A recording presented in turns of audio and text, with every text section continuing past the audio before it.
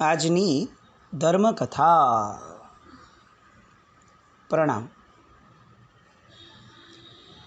પરમાત્માના શાસનના સુવર્ણ ઇતિહાસના કેટલાક સુવર્ણ પાત્રો, જે પાત્રોના જીવનના દર્શન થકી આપણા જીવનની અંદરમાં કંઈ કેટલીક પ્રેરણાઓ એમને સ્ફુરવાની શરૂ થાય.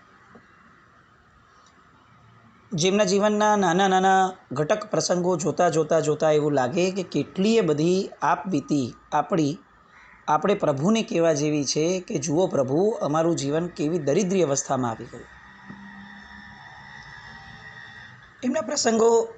એમના પ્રસંગો સાંભળ્યા પછી એવું પણ થાય કે ક્યાંક પ્રભુને કમ્પ્લેન કરીએ કે ભગવાન, અમે શું ગુનો કર્યો છે? આ બધાના જીવનની અંદરમાં એમનું હૃદય આટલું બધું નિર્મળ આપ્યું અને અમારા હૃદયને કેમ આટલું મલિન રહેવા દીધું? એ લોકોના જીવનની અંદરમાં ઋષભદેવ ભગવાન અને એમના દ્વારા સંસ્કરિત થયેલી સંસ્કૃતિને કેટલી જીવંત રાખી છે. અને પ્રભુ, અમારા જીવનના સમયે, અમારા જન્મ સમય પછીથી કે એની આસપાસમાં કેમ આવી વિકૃતિ સર્જી દીધી? કેમ અમને વિકૃતિના રંગે રંગાવા દીધા? કેમ અમારા જીવનમાંથી ધર્મને કેન્દ્ર સ્થાનમાંથી કાઢી અને સ્વાર્થને મૂકી દીધો? આવી અનેક કમ્પ્લેન્સ આપણને કરવાનું મન થાય એવા ચરિત્રો, અને એ ચરિત્રોમાંનું એક ચરિત્ર એટલે દેદશાહનું ચરિત્ર. આ દેદશાહના ચરિત્રની અંદરમાંથી આપણે અનેક આયામો અત્યાર સુધીમાં જોયા. દેદશાહ પોતે કારાગૃહમાંથી છૂટે છે.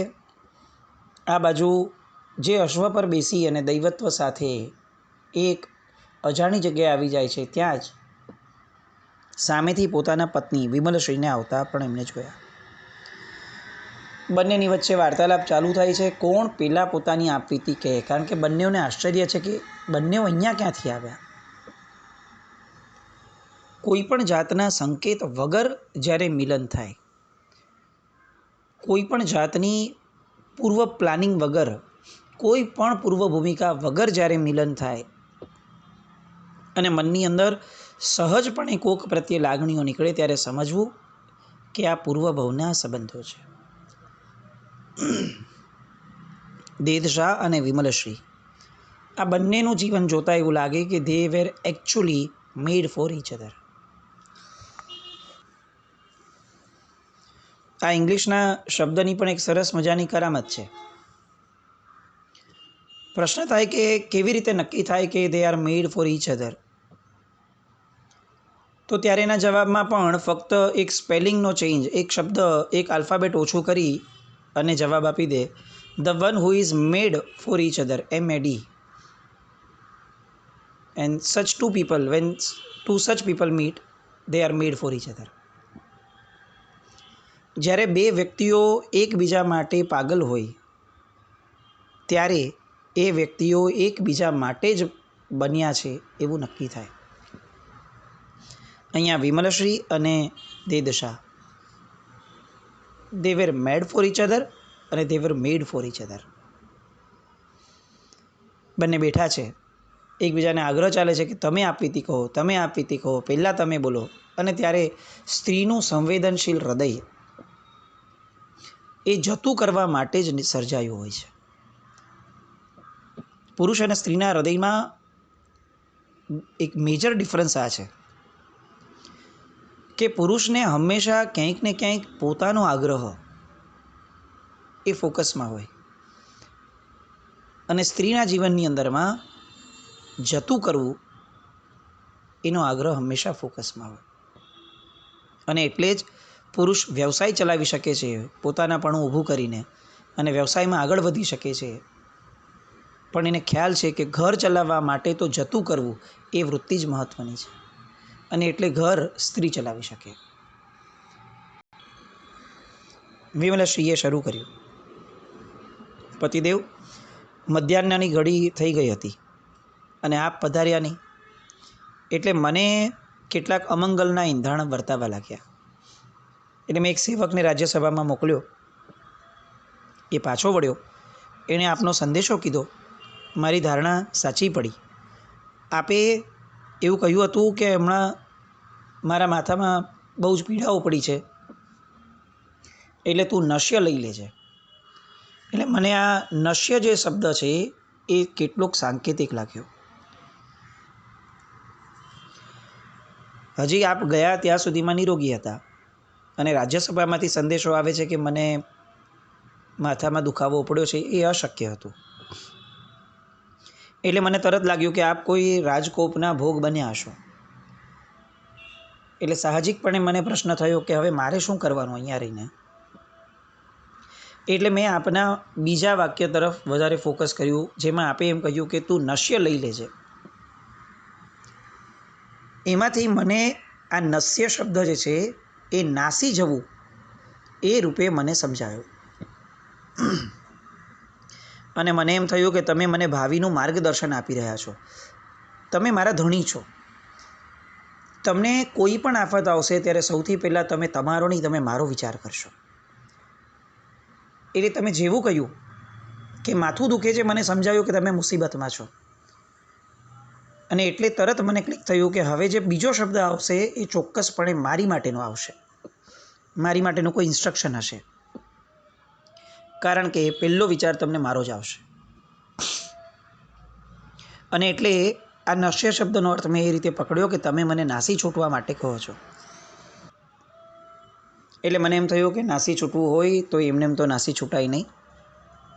એટલે ઘરમાંથી જે સારભૂત તત્વો હતા એ બધા જ તત્વો ભેગા કરવાનું મેં તાત્કાલિક ધોરણે શરૂ કર્યું.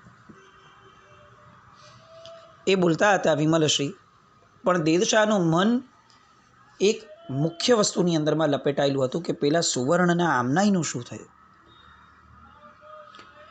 એટલે એણે તરત કીધું કે એ બધું બરાબર છે, પણ તે ભૂમિગૃહ ખોલ્યું હતું ને, ભોયરું, કારણ કે એની અંદર આપણા જીવનનો મુખ્ય આધાર મંત્ર પડ્યો છે.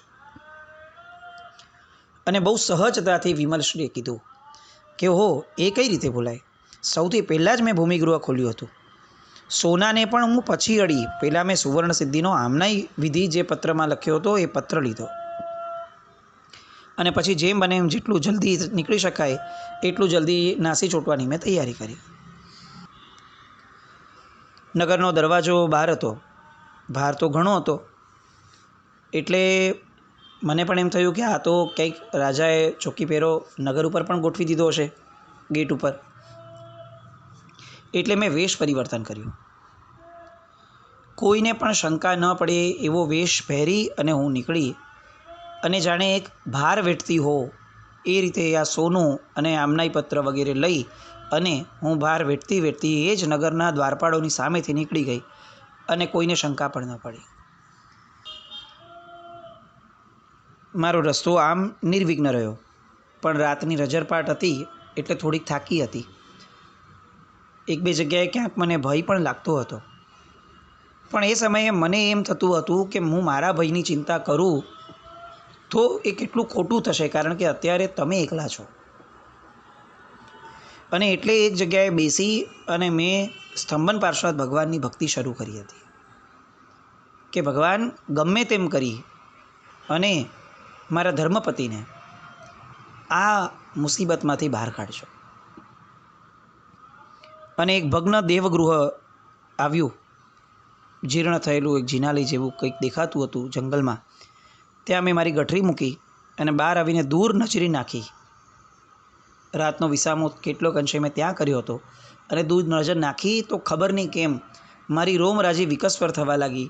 અને એટલે એના દ્વારા મને એવું લાગ્યું કે ચોક્કસપણે આપ ક્યાંક નજીકમાં હશો, તો જ આવું થાય. એક સાથે એક શ્વાસે વિમલશ્રીએ પોતાની આખી કથા કહી દીધી. આવું કરવાના બે કારણ.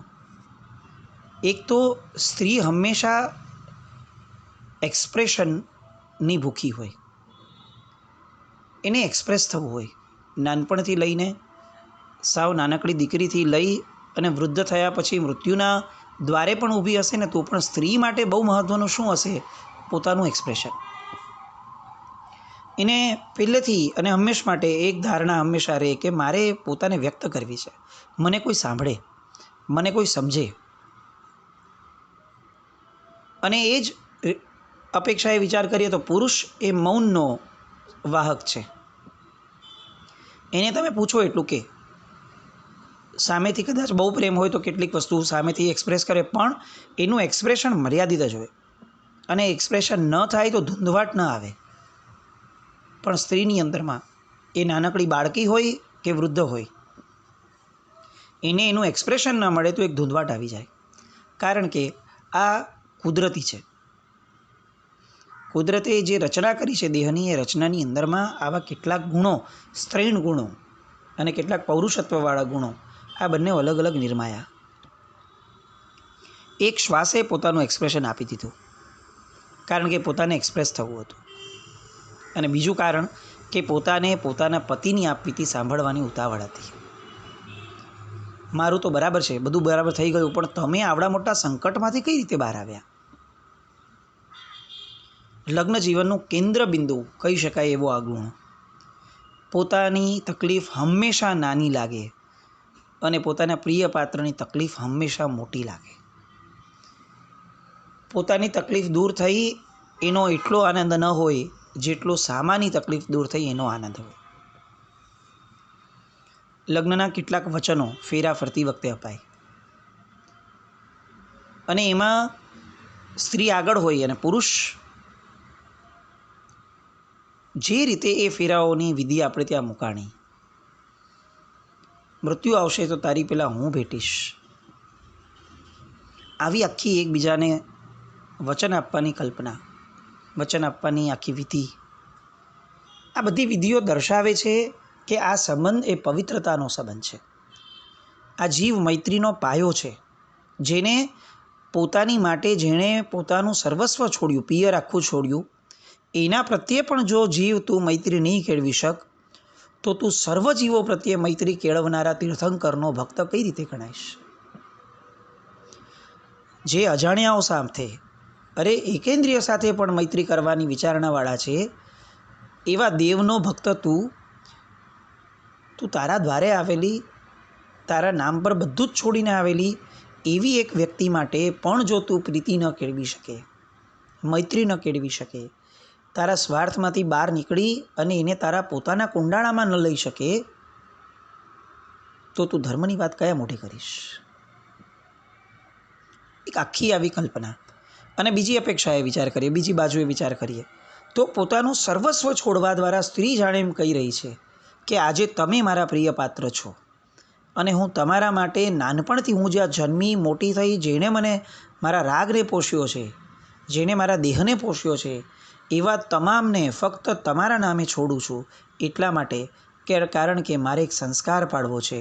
આજે તમે છો, કાલે પરમાત્મા હશે, એના નામ પર સર્વસ્વ છોડી શકું એવો ભાવ મારામાં પ્રગટ થાય. લગ્ન જીવનની પવિત્રતાઓ એ એટલી બધી આપણે ત્યાંથી વિસરાઈ ગઈ છે કે આ પ્રભુતામાં પગલાં નામનો શબ્દ જ આપણે ત્યાંથી ગાયબ થઈ ગયો અને એના કારણે લગ્નમાંથી પ્રભુતા ગાયબ થઈ ગઈ. ધર્મ કઈ રીતે કરવો એની પણ જે ઘણી બધી વાતો આવે, એમાં સૌથી મુખ્ય વાત આપણે ત્યાં આવે કે પરિવાર સાથે ધર્મ કરવો.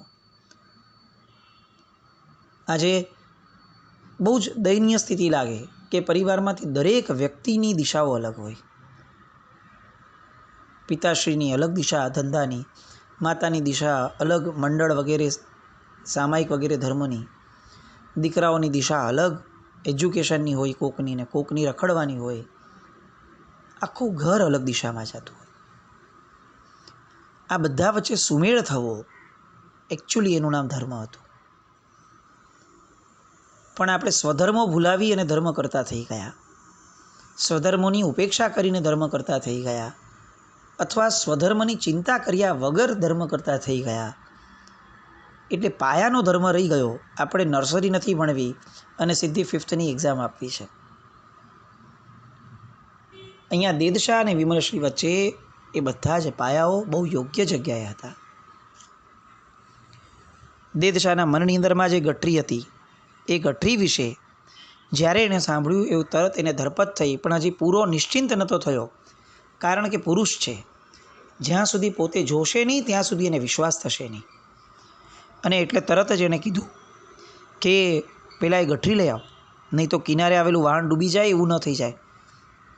અને તરત એ જીર્ણ મકાન જે હતું, જિનાલય હતું, ત્યાં પૂર ઝડપે વિમલશ્રી ગયા અને ગઠરીને પાછા લઈ આવ્યા. ગઠરીને સહી સલામત જોઈ અને દેદશાહ આનંદી ઉઠ્યા. હવે એણે પોતાની વાત કહેવાની શરૂ કરી. હું ગયો તો ખરો રાજભવનમાં, પણ જતાની સાથે જ મને રાજાની બદદાનતનો ખ્યાલ આવી ગયો. નિદાનનું બહાનું કાઢ્યું. આપણી સંપત્તિ લૂંટવાનો એનો ઈરાદો હતો. એ બધું તો ઠીક, પણ એને એમ હતું કે હું જ મારા હાથે બધી સંપત્તિ એને આપી દઉં. એ તો કઈ રીતે બને? સિંહણનું દૂધ મને ધાવણમાં મળ્યું છે, એટલે મેં એને સ્પષ્ટ કહી દીધું કે હું તમને મારા હાથેથી કંઈ જ નહીં આપું. એટલે એ લોકોએ મને કેદ કર્યો અને રાજ્યના પુરુષોને આપણા ઘરે લૂંટવા માટે મોકલ્યા. પણ પછી તો રાજ સુભટ્ટો ઉલ્લુ બની ગયા હશે, કારણ કે તમે તો બધું જ લઈને નીકળી ગયા હતા. ન સુવર્ણ સિદ્ધિ, ન ઈંટ, ન સુવર્ણની ઈંટો, સુવર્ણ કંઈ જ નહીં. એટલે એમને તો મળ્યા હશે આપણા ઘરમાં ઈંટ અને ઢેફા. તરત વિમલશ્રીએ યાદ કરાવ્યું, તમે મુખ્ય મુદ્દો ભૂલી ગયા. તમે અહીંયા કઈ રીતે આવ્યા, તમે એ જણાવતા હતા. અને કીધું હા હા હા બરાબર છે. એને એમ કીધું કે એ રાત તો મારા જીવનની અદ્ભુત અને અનોખી રાત હતી, એને હું કઈ રીતે ભૂલી શકું. હું ક્યારે પણ જીવનમાં એને ભૂલવા મથીશ તો પણ નહીં ભૂલી શકું એવી એ રાત. કારાગૃહમાં ગયો. આખો સંસાર મને એ ટામણે એ સમયે સ્વાર્થભર્યો લાગ્યો કે મારી પત્ની પ્રત્યે કોઈ ના આવ્યું. અને એ સમયે મેં ધર્મને મારા જીવનનું કેન્દ્ર બનાવ્યું. સ્તંભન તીર્થપતિ પાર્શ્વનાથ ભગવાન, એમને મેં વિનવ્યા કે ભગવાન હું તમારા શરણે છું, મારા વિઘ્નોનું વિદારણ કરો. અને ત્યારે મેં સંકલ્પ કર્યો હતો કે જો પ્રભુ હું આમાંથી બહાર નીકળું તો હું આ કસોટીમાંથી બહાર નીકળ્યો એટલે મારે કસોટીએથી ઉત્પન્ન થયેલું એવું સુવર્ણ, એ સુવર્ણના આભૂષણ હું તમને ચડાવીશ. આવી ભાવનાથી હું ભાવિત થયો. અને એ સમયે ભગવાન મારા ભેરુ બન્યા. મેરુ પણ દૂર ખસેડીને રસ્તો કરી આપે એ ભેરુ, અને એવા ભેરુ ભગવાન મારા બન્યા. એ સમયે મારી આંખમાં ઊંઘ આવી અને અચાનક મને અવાજ સંભળાયો. હું ઝબકી ગયો અને પછી આ અશ્વ પર સવાર થયો. અને અશ્વ પરથી આગળ વધતા વધતા પ્રભાત થતાં આ અશ્વ અહીંયા થંભી ગયો અને હું નીચે ઉતરી ગયો. અશ્વની પીઠ પંપાળું ત્યાં તો એ ઉપર વયો ગયો આકાશમાં. ખરેખર મેં મારા જીવનની અંદરમાં પરમાત્મા નામનું ચિરંતન સત્ય જે છે, આજે મેં એને સાક્ષાત અનુભવ્યું છે. દેદશાએ આપવીતી પૂરી કરી, પણ એના મનમાં નવો ભય દેખાતો હતો કે આ સામે દેખાતું નગર કયા દેશનું હશે. એટલે બંનેઓને ખ્યાલ આવ્યો. એમાં પણ વિમલશ્રીએ પોતાના અંદાજ પ્રમાણે જોયું કે આ તો નમ્યાટ દેશની ભૂમિ છે. ચાલો, સંભવ છે કે રાજા આપણને પકડવા માટે માણસો મોકલશે, એટલે આપણે અવગડી અહીંયાથી નીકળી જઈએ. દેદશાહને પણ વાત સાચી લાગી. વિમલશ્રીએ પ્રાણ પ્યારી ગઠરી માથે ચડાવી અને દેદશાહ એક પ્રહરનો જાણે થાક પોતાનો ઉતરી ગયો હોય પ્રવાસનો, એ થાક ઉતારી અને બંને પોતે વેગપૂર્વક ગતિ કરી. દિવસોના અવિરામ પ્રયાસ પછી એક દિવસ દેદશાહે જોયું તો સામે વિશાળ નગર દેખાયું. નમ્યાટના સીમાડા ક્યારના ઓળંગાઈ ગયા હતા, એટલે હવે ક્યાંય કોઈ દુઃખ કે વિઘ્ન જેવું, અમંગળ જેવું ન વર્તાયું. નગરનું નામ હતું વિદ્યાપુર. વિદ્યાપુર સાથે કોઈક પૂર્વજન્મનું ઋણ હશે, એ ધરતીનું કંઈક ને કંઈક દેવું ચૂકતે કરવાનું બાકી હશે, એટલે જ અહીંયા આવ્યા, આવું વિચારી દેદશાહે ત્યાં પ્રવેશ કર્યો.